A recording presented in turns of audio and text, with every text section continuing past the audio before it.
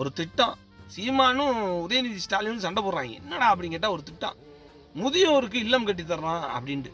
அது சீமான் சொல்றாரு, நான் கொண்டு வந்த திட்டங்க, நான் தாங்க பேசினேன், தமிழ்நாட்டிலே பேசுனேன் நான் தாங்க அப்படின்றேன்.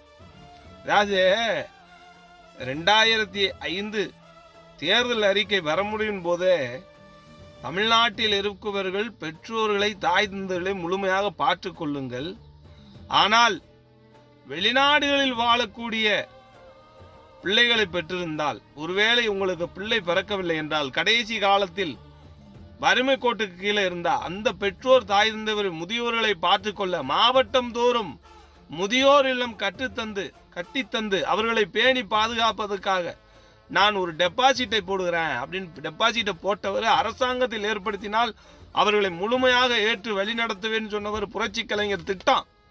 2005 வரைமுறைகளை